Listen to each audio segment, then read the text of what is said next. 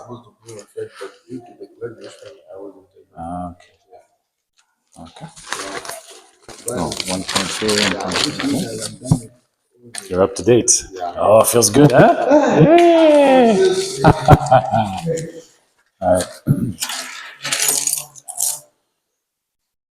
So, let me just, is it recording yet or no?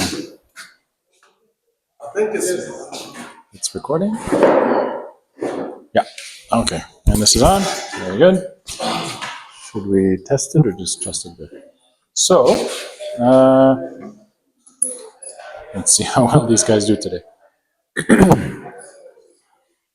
Sorry, my throat is dry.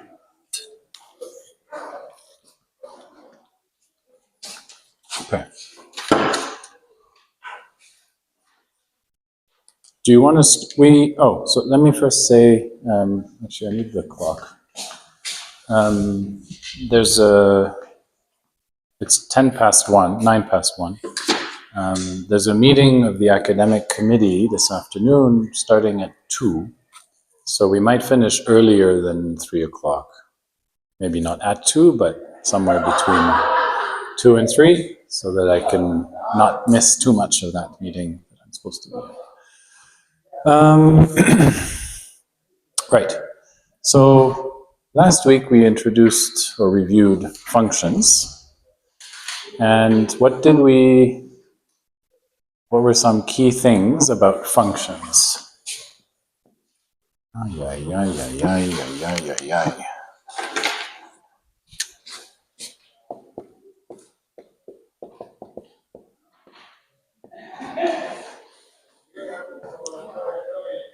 So we said functions are a kind of relation, a kind of mapping, that you'd have certain inputs, and when you give one of those inputs into the function, it gives you some output, right? And we said the set of all possible inputs, all of the possible inputs are called the domain, and the function takes the items in the domain and sends them to an item in the range. So this is the set of all possible inputs to the function, and this is the set of all possible outputs of the function. Yeah? Were there any questions about this? Any of this? From doing the assignment that, yeah. like, what if you own the domain part? They are, of course, different numbers. Let's take numbers like that. Let's take 8, 4, 8, 4, 5, and 9. Like that. And then on the range part, there is 8 for 1, like 8, 1, 8, 1, 4, 2, 5, 1, 9, 1. Is that still a function? What do you think? Because according to my research, I found that it is still a function. But if I am not mistaken, I remember the last time maybe, if I am not mistaken, I heard like you said for each and every domain, the ring on the ring part should have different items. Okay, so what we said is for this relation to be a function, and actually, let me just rewrite it. Right? They are one. So one thing to, I'll come back to that. So we said a function is if I ask you the question, what is the item that goes with this element from the domain? You must be able to give me one answer. So if I say, what is the item that goes with 8? You would say 1. What is the item that goes with 4? With 5? With 9? In every case, you gave me a single clear answer. There is a unique answer for each of these. That makes it a function. It's okay to reuse an item in the range. What you don't want is this, that 9 is 1 and 2. Now we have broken this. This might still be true, but it's not a function anymore. Because 9, if I ask you what is the item that goes with 9, now there isn't one answer. There are two answers. Which means it's okay for the brain part to have more than one domain. There can be more than one item in the domain that maps to one item in the range. It is okay. Yeah. And just to be clear, when we say domain is the whole set. 1 of 8 is not a domain. 8 is in the domain. You remember classification last semester? So 8 is an element in the set, and the set is called the domain. 4 is an element, 5 is an element, 9 is an element. Here, 1 is an element, and 2 is an element. We'll put the element up there. And this is the set called the range. Yeah.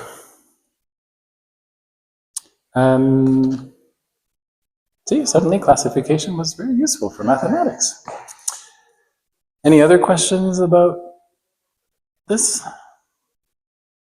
Sorry, where are Linda and Loveness and Justin?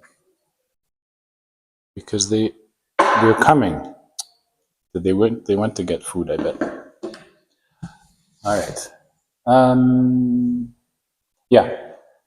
There was another maybe this isn't your question, but just for completeness. So something I said last week, and I want to make sure it was clear. I said the size of the domain. So now we're clear. Domain is a set. This is not the domain. This is not the domain. All of them together is the domain. And so the domain, you can count how many elements are in it. In this case, 4.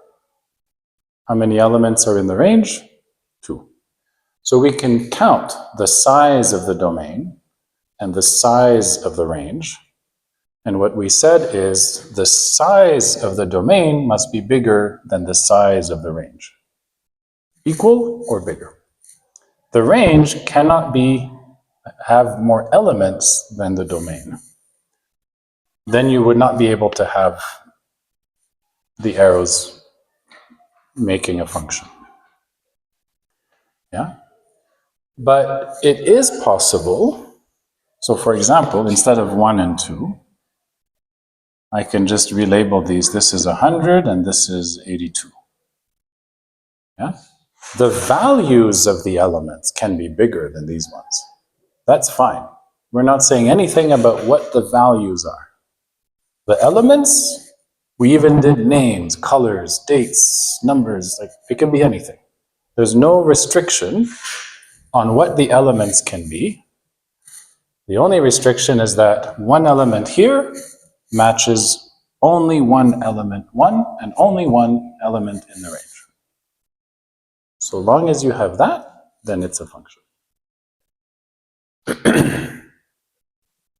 Any other questions? Okay. So today we're going to work our way over to the concept of a limit. And limits are really interesting. Oh, before we get to limits, I was going to say, let me tell these guys to hurry.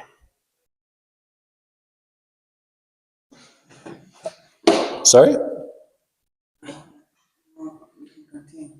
All right. So you remember last week when we started talking about functions, I drew a table. I had 2 columns and I said, here's a name, here's a name, here's a name, here's a color or letter, I don't know, whatever, right?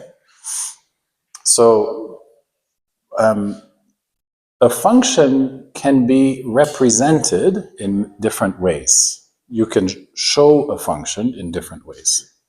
You can write it like this, a set with arrows pointing from one element to the elements in the other set. This is showing the function. I could show the function like this, 8, 4, 5, 9, 100, 82, 100, 100. I could even do it on a graph. So I could go 4, 5, 8, 9. 4 is 82, and 5, 8, 9 are at 100. Yeah? All of these, one this way, this is visual graphing. So 4, 5, 8, 9 on the x-axis and the y-axis. So we remember that the horizontal axis is always where the domain. The domain lies on the horizontal axis, and the range lies on the vertical axis. We can show the function as a table, and we can show the function as a set. And you might even think of other ways of showing this function or any function. When we get to doing most of the functions we work with are what we call continuous functions. We'll come back to what continuous means at some other point, but for example, y equals x squared. This is a function, right? So this is another way of showing a function. Are you feeling lost or?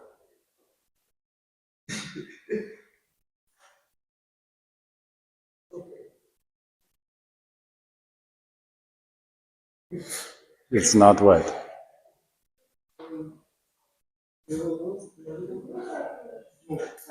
This?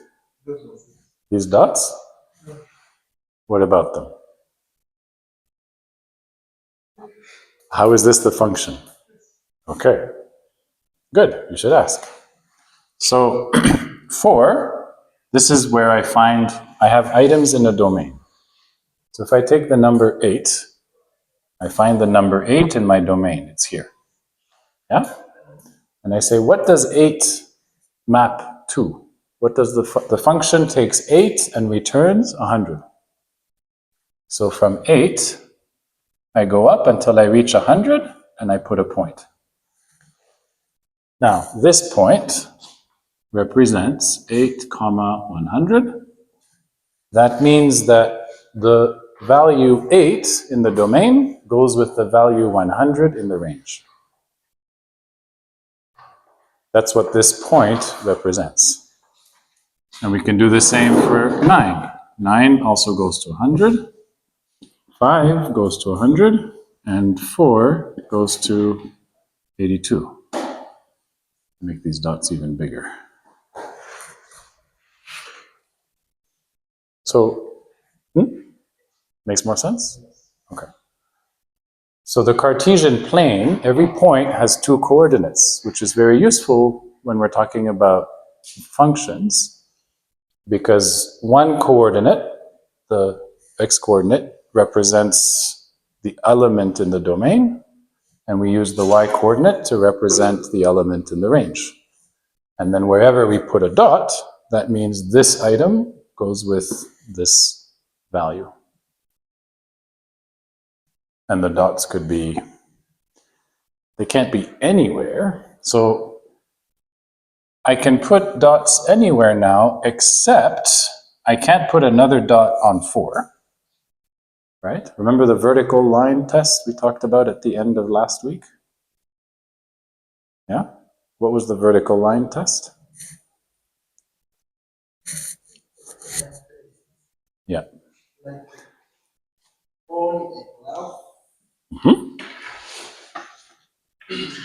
on a graph. Yeah, we can even use a ruler. Here's a ruler. Yeah, and like make roll like that.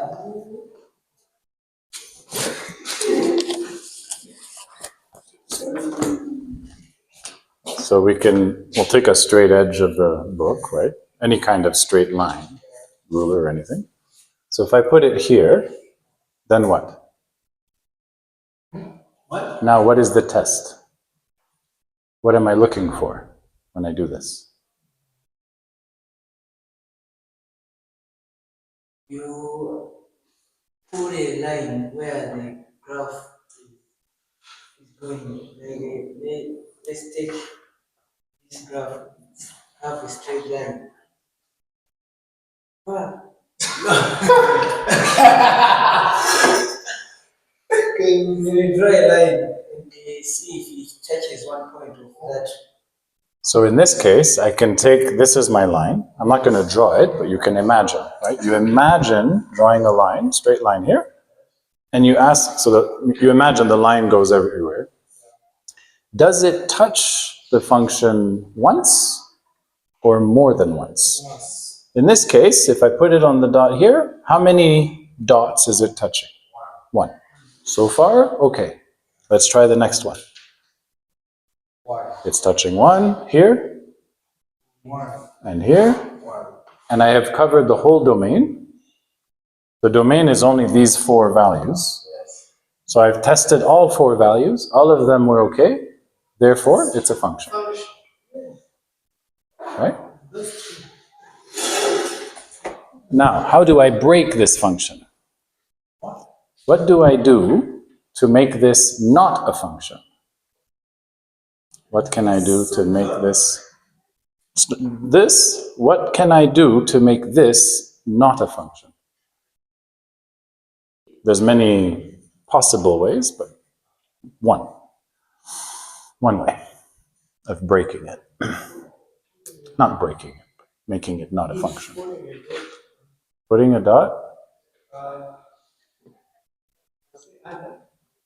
Where? Under? Down.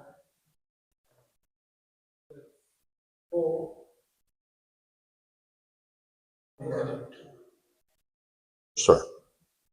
This isn't to scale, it's a number.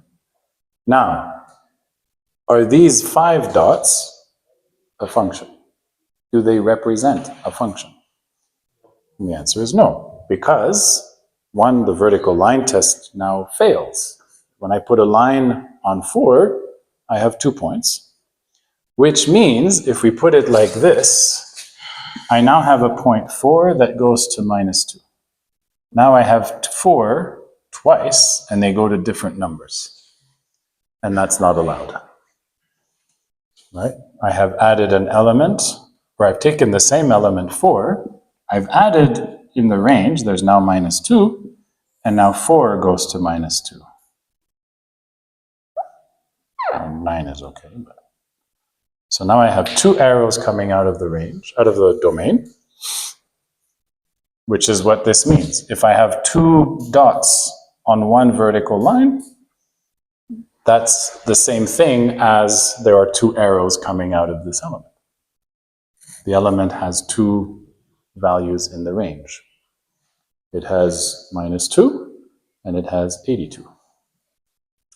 So that's how you can break a function. So all of these are ways of representing, of showing a function. And you realize it's not that the function is this picture, or it's this picture, or it's this picture. A function is a mental idea. A function lives in our minds.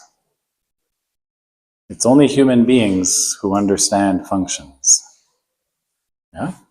We can write it in different ways, draw it in different ways to help us think about it, to help us communicate about it. But a function is actually an idea. The idea of squaring a number, for example. Yeah? So what I'm emphasizing is that when you think about what is a function is this abstract, it's not concrete, it's not tangible. It's an idea of, given some sets of elements, inputs, a domain, a function will tell me from this element, I go to that element in the range. That's what the function is. It's how do I go from here to there? And just in case it wasn't already clear, you can, of course, have the same numbers in the domain and the range.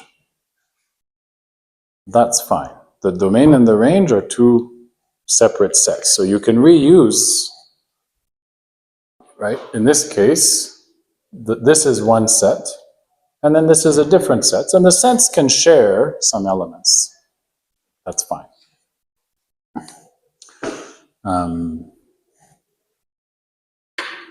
Okay. Welcome back. Did you go get food? Yeah. That's what I thought. All right. Are we good with functions now? So all of this introduction to functions is because we are going to be working with this pretty much the whole rest of the semester. Calculus is working with functions.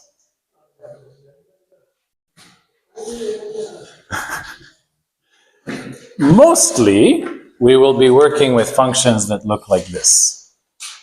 We're not going to do this kind of thing anymore. You can leave it on the desk. We will be drawing functions. Usually they will be continuous. Put it on the desk. Usually they will be continuous functions. So continuous means that I can draw the function without lifting my pencil from the plane. Here, I put a dot, then I have to lift it, put a dot, lift it. Or if I have a break here, I have to go here and then jump and then keep going. Yeah? This would be discontinuous. But we are going to be interested mostly in continuous functions. So functions that have as a domain a whole interval of the real numbers, the real number line. So not just the counting numbers, 1, 2, 3, 4, but every number between 0 and 10. And usually it will be every number from minus infinity to infinity, the whole thing. Most of our functions will be, not always, but mostly. So that's why we wanted to be clear, what is a function? And what is the domain? And what is the range? So now, when you're looking at a function in this picture, the way to find the domain is to say, first you test, is it a function? So I use my vertical line, and I go along, and I say, okay, there's only one crossing everywhere one, yep. This looks, it's angled, but there's only one crossing, okay. So this is a function. And what part of the horizontal axis does this function, imagine there's like a shadow, or if it's from, if it was down here, then a shadow there. So you just go from here to here. This is my domain. Outside of this, there is no function. Nothing is said, right? I'm not mapping, if I go to a number here, 12 doesn't go to anything. There's no line there. So 12 is not in my domain. And if I go to -2, also, the function doesn't tell me anything. So -2 is not part of my domain. My domain is just the part of the x-axis that is covered by the line. Right? So again, most of the functions we will use, the line will go forever and forever. but sometimes it only goes from somewhere that way, or from here to here. Now, how do you find the range? So you find the domain by basically flattening it on the x-axis, and you say, what are the parts of the x-axis that are covered by this function? So how do you think we find the range of a graph of a function? So we know the range is on the vertical axis, right?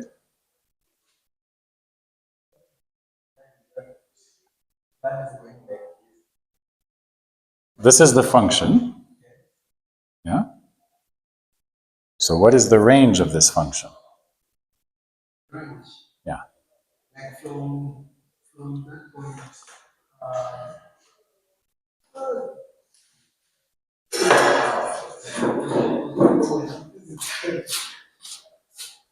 according to this line, right? Yeah. I think for me. Yeah. So now we're interested in what part of the vertical axis do we need for this function? And the answer is any point here that the function, so if I take this function and I kind of squeeze it into the vertical axis, I would have from here to here. So all of this is my range. So maybe this is 60 to 105. That's my range. And here it's maybe 0 to 11. That's my domain.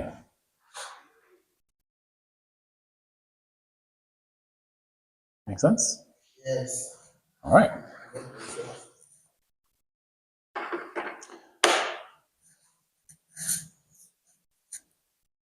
Are we okay to move on?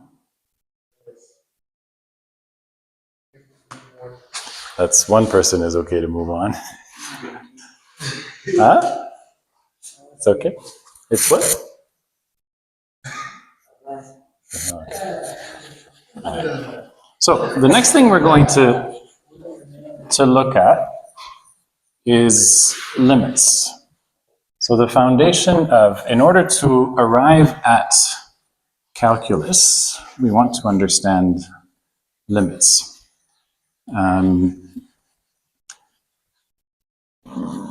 Red is hard to erase. So we're going to go from functions to limits. But we're going to, what was the example I was going to use?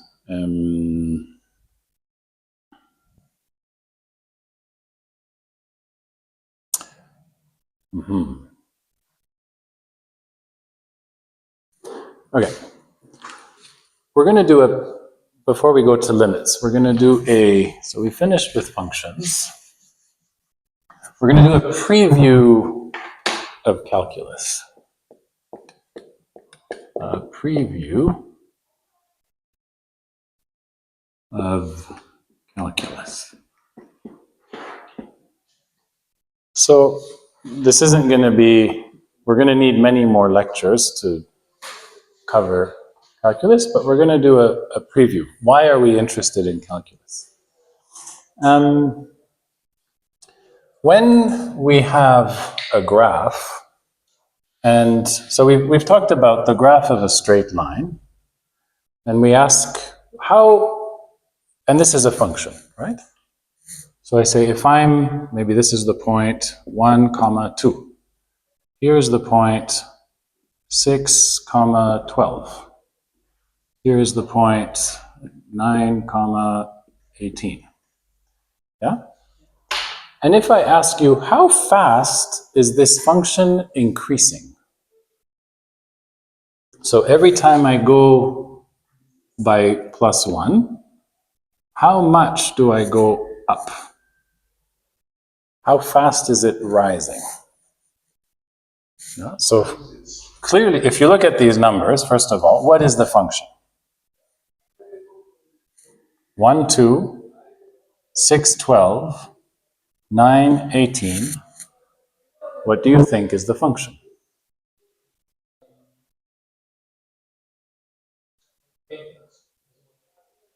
f of y x. is equal, y is equal to x squared. X squared, close, but not x squared. Okay, x is equal to y squared. No. So this is the x, this is f of x, right? When we write these, this is the x, and this is the f of x, right? This belongs to the domain, and this belongs to the range. So if I have, let me write them as a table. What are we doing with these numbers to get these numbers? I say if x is equal to x. 2x. Yeah. We're doubling. Yeah. If I give you 1, you give me back 2. If I give you 6, you give me back 12. 9, 18. So this function is 2x. So now I ask you, how fast does this function, it's increasing, first of all, yeah? As I increase in x, I'm increasing in y. Mm-hmm. How fast am I increasing? Huh? How fast, what is my rate of change? Yeah, so how fast is it, actually, instead of increasing, let me just, is it changing? Which is the same question as, what is the rate of change? Rate of change. Now, we looked in a previous lecture, I gave you examples like this. So we have 3 different lines. Which one is changing most rapidly? Of these 3 lines, let's call them A, B, and C, which one is changing the most slowly and which one is changing the most quickly? C is changing most quickly. C is changing most quickly. Yeah? Every time I take a step forward, I have to go up a lot. But A, if I take a step forward, I only move a little bit. So how fast I'm going up or down as I move forward, as I take a step forward, that's my rate of change. Right? And please interrupt me whenever you get when you're lost. I can't always tell, but please interrupt me. So the rate of change is how fast is the line going up or down. So this will be here, if I take a step forward, I have to go up, so it's a positive. Here, if I take a step forward, I'm going to go down, so that's a negative rate of change. And the other name we give to the rate of change is, usually we give it the letter m. You remember from y equals mx plus b? This m is the rate of change, also called the slope. Right? So, yes? No?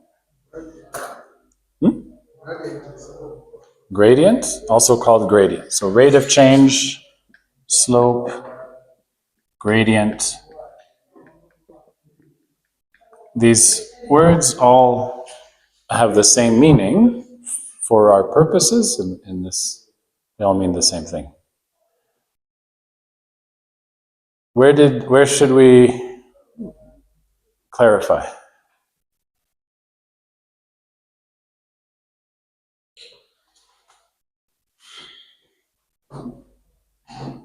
Where do we need to clarify?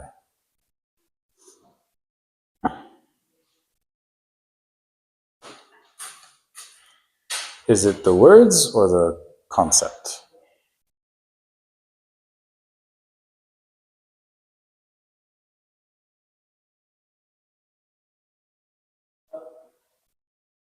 What's your phone telling you? Have we answered that question? Have we answered it? No. So what I wanted to get to is if you're given a line, you might be interested in the answer to this question for that line, right? So if I give you this line, you say, oh, I wonder how fast is this line changing? And this is important in many fields. It's important in engineering. So maybe you're measuring, as I add weight to a bridge, how much is the stress, right? At some point, the bridge will break, it will collapse. But before it collapses, the concrete and the steel are experiencing forces, and they're getting more and more forces, yeah? So an engineer wants to know, as I add weight and load, I put bigger and bigger trucks on the bridge, how much is the force or the stress on the material of the bridge? And they would draw some sort of graph. It might be a line, it might not be a line, I don't know. And then they might ask, well, how fast is that stress going? If I add another 100 kilos or another 1,000 kilos, does the stress go up a little bit or does it go up a lot? How fast is it changing? Yeah? For every additional ton of weight, how much does it increase the stress of the bridge? Do I need to make the bridge, do I need to add 2 times more material? Because material is expensive. I don't want to use more material than I have to, right? We don't want to make big, heavy bridges. So what is the least material I need that is still safe? So the engineer wants to know, well, how fast is this changing? So I can calculate how much material do we need to make a strong enough bridge. If you're in finance, you might be asking, how is the stock market prices going? Or how are interest rates changing? How fast are interest rates changing? Or unemployment rate? Or my investment assets, right? Or maybe you're measuring inventory and you're given a table of numbers and you can graph those numbers and then you ask, how fast is the inventory changing? Up or down? So then how much do we need to buy every month or sell to keep our inventory at a good level? These are questions that you might want to answer, isn't it? Yeah? So this question of, well, how fast is it changing is a useful, important question you want to be able to answer. And you know how to answer it for a line. We did this already. Yeah? Do I need to show it again, or you know? I think you all know. You can review. So now, let's say, instead of a straight line, we have, suppose we take the example of the bridge again. And now, the way it goes is like this. Yeah? So this is weight, maybe in tons. And this is stress. So in the physical materials, it's actually called stress, and it has units of, I forget. It has some units. So let's say, okay, I have my bridge material, my concrete. If I put 1 ton, I have a little bit of stress. If I add another ton, it goes up by more than this, right? I'm not just doubling, I'm getting bigger. If I add another ton, right? This is even more than this. So every time I add a ton, the stress is changing by a different amount, right? So now, again, if you still want to know how fast does the stress change as I add weight,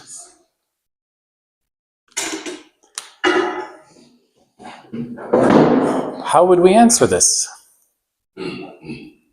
Right?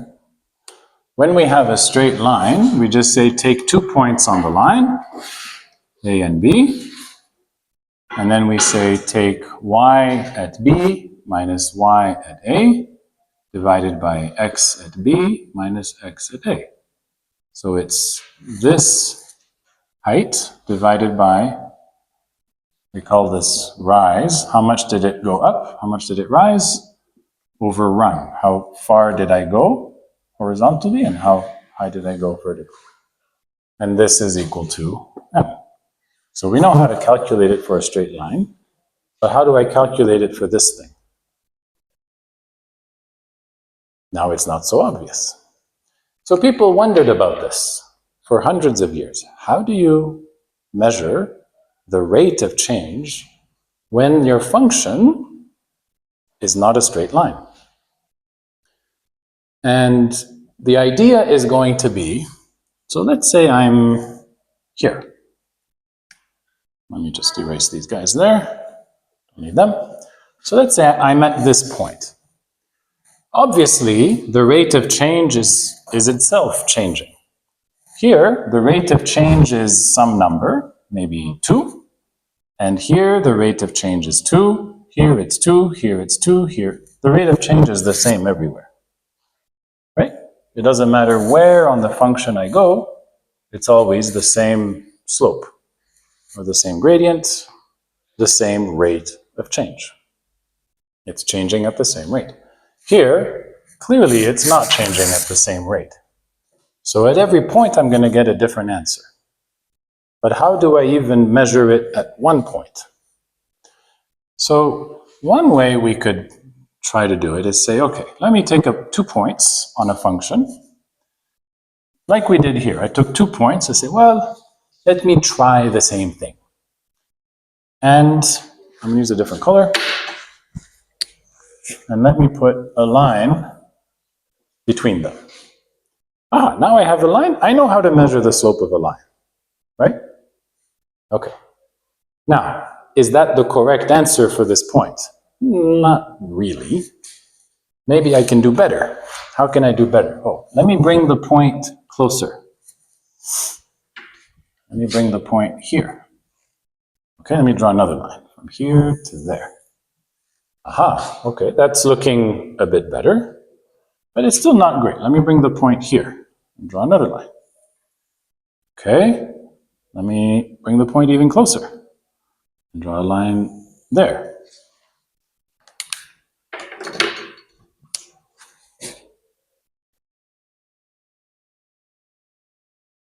Are there any other markers? So what do you notice about these lines? If you can see them. Nope. Okay, better. And that one. Yeah? They're getting, and if I bring the point closer, all of these points are on the function. I'm choosing points on the function, and I'm bringing them closer and closer to the point where I'm interested. And I draw a line and I ask, what is the slope of the line? So here it will be something. Here it will be a little bit less, a bit less, a bit less. But you could see as I get very close, which one was this? I don't know. As I get, this is my point, just to remember. If I go right here, then, is this the good one? Nope. That's the trash one. Yeah, be a trash one. And now I draw a line here. See, the lines are getting closer and closer. It's not going to go down, is it? As I take points closer and closer to this point, on my, let me redraw the function here that we can see it clearly. Yeah, as I come closer and closer, I'm still above the point. So the line is still going to be going up. Yep. But these slopes are going to get closer and closer together. And you can imagine as I approach here, all of these slopes are approaching some line, an imaginary line. We will never reach it, but we will get close to it. Yeah? And so, what we do is we define what is the rate of change, what is the slope at this point, what is the slope of this function at this point. It is the limit of the slopes as we bring these points closer and closer and closer together. That's the idea. So I'm talking about a limit. So we need to understand what is a limit in order to then come back and do this in a more rigorous way. So there's some examples in the book, there's some exercises where maybe here the slope is 7, here it's 5.5, here it's 5, 4.6, 4.4, 4.35, 4.3, and as we get closer and closer, the numbers will get, what are these? Can you read the numbers? Can you read the numbers? 7, 5.5, 5, 4.6, 4.4, 4.35, 4.3. And you can see that I'm moving the line in, and these numbers are getting closer and closer to what number? If I kept going, I mean, finally the line would be something like this. And it's getting closer to 4. I've just decided. Right? None of the lines you draw will ever have a slope exactly 4. But if you keep going closer and closer, and you measure the slope that you measure will get closer and closer and closer to this number. So then we say the slope at this point, not between this point and another point, but just at this point, we say it is 4.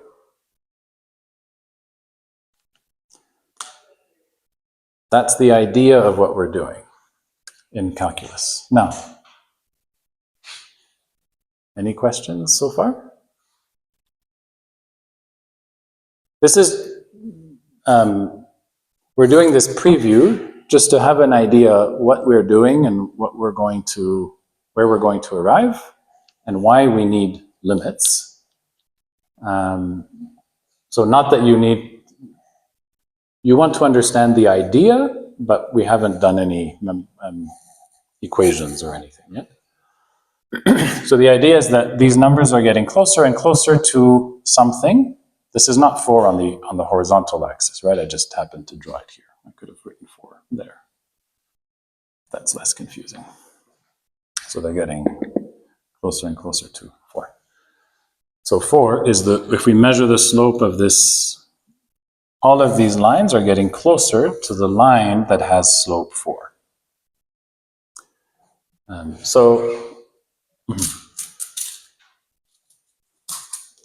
Now, this process where you're doing something and it's bringing you closer and closer to a number, but you will never reach it, that is the concept of a limit.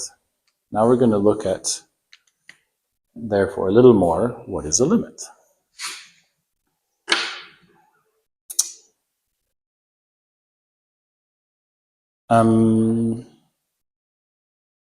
Loveness, are you okay?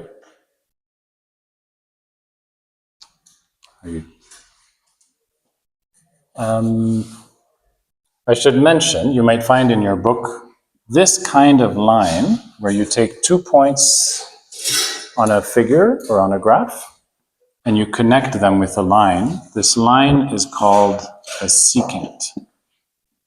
S-E-C-A-N-T, secant. That's the name of this line that connects 2 points on a curve. So if you have a circle And you take a point, you take another point, and you draw a line. This is called a secant. It just connects 2 points on the line that connects 2 points on a curve. It's called a secant. So the slope of the secant, as you bring these, you keep this point here, you bring the other point closer and closer, you're going to get different slopes of the secant, and the slope, the value of the slope is going to get closer and closer to a number. In this case, I chose 4, but it will be some number. Is it 2 o'clock? Okay. I will join them in a bit. Okay, so there's a famous, now let's talk about limits really. There's a famous paradox called Zeno's paradox. Zeno was a mathematician, philosopher in ancient Greece, Zeno. And Zeno has a paradox. A paradox is something that contradicts, but it seems like it should make sense, but it doesn't make sense. You'll see. So imagine, he says, okay, you're trying to cross the room, to walk from here to there. Yes? So first you will cross half the room. That's fine. Actually, that's going to be, I'm going to bump into, we'll do it from this side, right? So I start here. I'm going to cross this space. So first I go half the space. So from here to there, half the space is maybe this far. Then I'm going to do, there's half of it remaining. Let me do another half. It's about a half. And then there's still some remaining. Okay, let me do another half. There's always a bit remaining. I can do half of that, and then half of that, and then half of that, and then half of that. And I will never reach the wall because I'm always going half, half, half, half, half. Now the paradox is, how is it possible for anything to move? Because clearly, I come and I reach the wall. But at the same time, it's true that I went half, and then I went half, and then I went half, but if I keep going half, half, half, then I never get there, do I? Do you see? If you're going half, and then there's always a little bit left. You have not actually reached. It gets small and small and small and small, but there's always something missing. So how is it possible that we move? This is the paradox. If I think of it like this, it means that I can never reach anything. And yet, when we move, we know we reach things. Your minds should be like, whoa. So Zeno's paradox is that I go a half. I have a half, which way does he, okay. Then I do another half, which means I'm now at 3/4. Yeah, half of a half is a quarter, so I add a quarter to this, I get to 3/4. Which means I have a quarter left. So if I go another half of that, I'm going to get to 7/8. And then 15/16, and then 31/32, and then 63/64, and then 127/128. And I can keep writing these numbers, and you will see all of these numbers are less than 1. First of all, do you agree that these are the numbers if I go a half, a half, a half? Right? At first there's a half left. Then there is a quarter left. Then there is an 1/8 left. Then there's a 16th left. And then a 32nd left. and a 64th left, and a 128th left. So I double the denominator, and I always have just one piece of that left to go. And so it's clear that the numerator is always smaller than the denominator, which means this fraction is always less than 1. Forever. I can keep going, right? 128. 256 is 255 over 256. 512, 511. 1024, 1023. 2048, 2047. This number will always be smaller than this number. And we can keep going to the biggest numbers you can imagine. We will always have a fraction that is less than 1. It's getting closer and closer to 1, but it will never be 1. Right? Now, so this is dot, dot, dot. It keeps going, this sequence. So now we define the limit. We say this sequence has a limit if, as I take these are terms in a sequence. These are called the terms. This is a term, this is the second term, the third term, the fourth term. Yeah, I can count them. Terms, and the whole thing is called a sequence, which is just what it sounds like.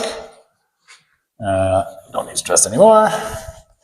So this whole thing is called a sequence, and it's made up of terms.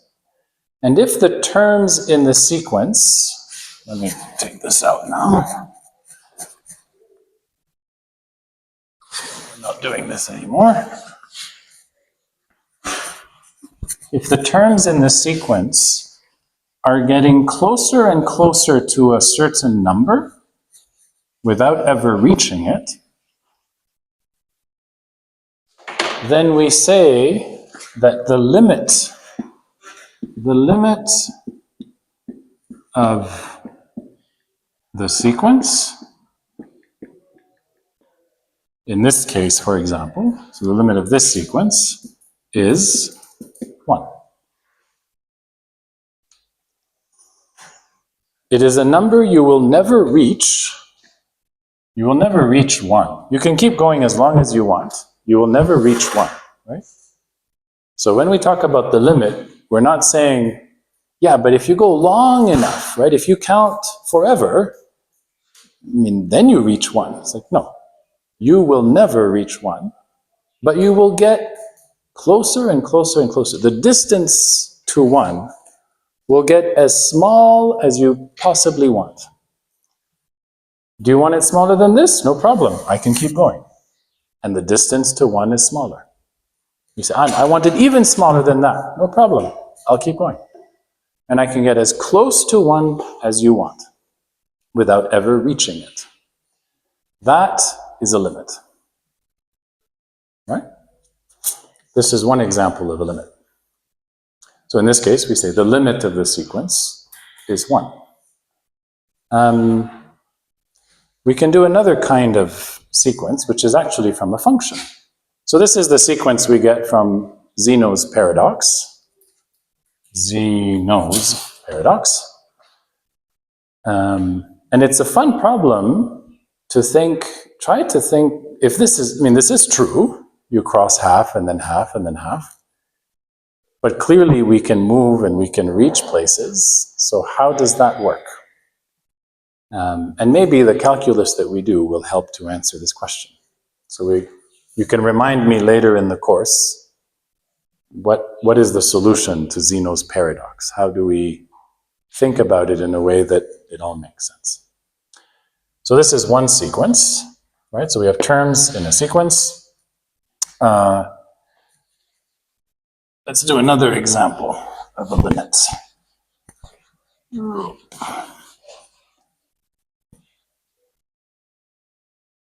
If I take the function, now I'm going to draw it. The function is 1 over x. So now what is the limit of the, not sequence, but function? So now we can have functions can have limits.